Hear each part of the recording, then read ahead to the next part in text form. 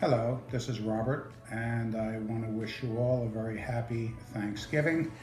And today, what we're going to do is we're going to authenticate two coins. We're going to authenticate a 1916D Mercury dime, and we're also going to authenticate a 1914D Lincoln penny. Now, due to the intricacies and the sophistication of 21st century machining and counterfeiting techniques, the 1916D Mercury dime can be actually counterfeited by machining. For example, splicing in half a very good plain 1916 dime with the reverse of a D, and then either gluing or soldering them both together, or burring out a perfectly good D of any date Mercury dime within the rims, and then dropping in a spliced out portion of a 1916 plain dime. Now, these can be determined by just looking at the rims. If you look at the side of the rims for a seam, you know that it's counterfeit. Likewise, if you look on the inside seam facing the fields, you could also tell whether or not this was burred. So that is your first diagnostic. Now, why don't we take a look at the coin in detail, and we're going to use our resource materials, and we're going to also look at a couple more things to show you how to authenticate a 1916D Mercury dime. Now, close up, you can see the 1916D Mercury dime. Now, this coin, of course, this is a full set of Mercury dimes, and the coin is within its own folder. But we've already looked at the outside rim, and there's no splice marks or seams here. And likewise, you see no seams on the inside of the rim. So, first of all, what we're going to do is we're going to take a look at the date. Okay, there's the 1916. And sharing our resource material, it just so happens in the ANA grading standards, you take a look at a photograph of a 1916D Mercury dime in about good condition.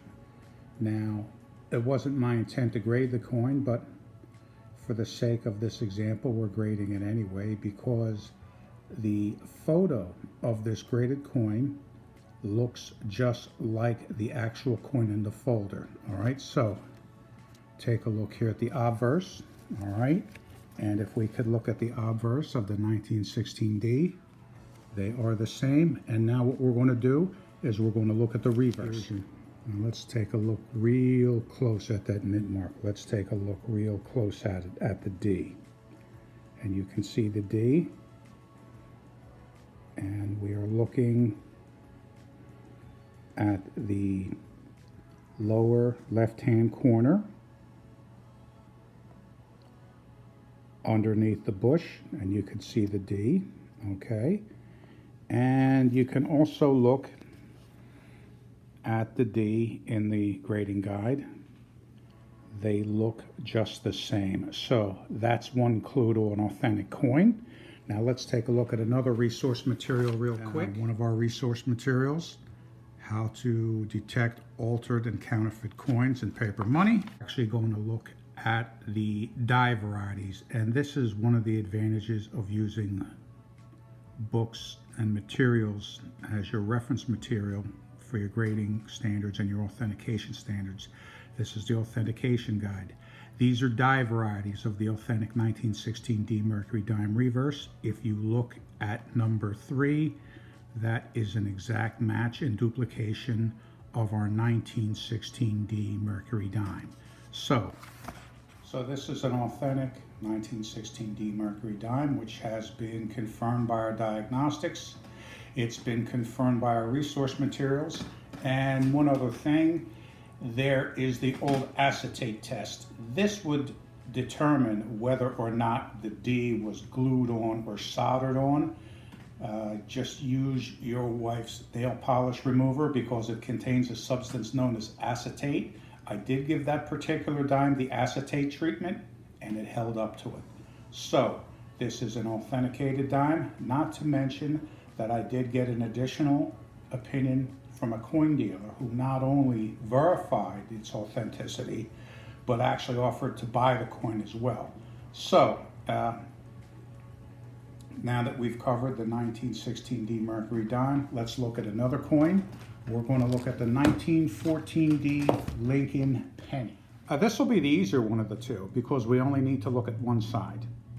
Don't have to worry about anything on the reverse or any split coins or any seams. This is the 1914D Lincoln cent.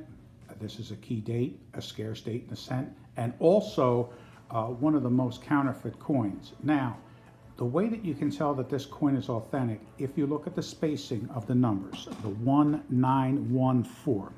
If the numbers are evenly spaced, then it's a good diagnostic that this is an authentic coin. Why? Well, the answer is real simple.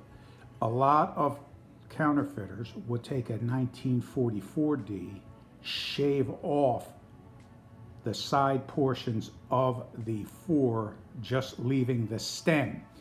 Now, if that was the case, the numbers, there would be a greater space between the 9 and the fake 1 and the 4 and the fake 1. Here, these numbers are equally, proportionally, symmetrically spaced, so there's no tampering with the 1. It's an authentic 1. It's not a 4 with the outer portions of the 4 shaved down. It's an authentic 1. And in addition to that, another authentic is the 4 in the date, the very last numeral, the number 4. There are certain coins where counterfeiters can shave the 8, okay, but here is an authentic 4. And another thing is, if you look underneath the shoulder, there is no initial of the designer, VDB, Victor D. Brenner, because on Lincoln pennies from now we're excluding the 1909, of course, because they took that off after that year, but from 1918 and onwards, the designer's initials, VDB, were stamped under the shoulder. If you had one of these coins, and if there was a VDB under the shoulder, then that would be a fake. So this is an authentic coin. One last thing that I do want to tell you is look at the location of the mint mark, the D. If you look at it closely, it would appear that the mint mark D would be sitting in a slight depression. Now, one of my guides, and I showed this to you before, the Lincoln Cent, the complete Lincoln Cent encyclopedia, does say that a true 1914D will often show the mint mark residing in a slight depression. So as you see that this D is residing in a slight depression, there you go. Not to mention that this coin was purchased from a reliable dealer anyway.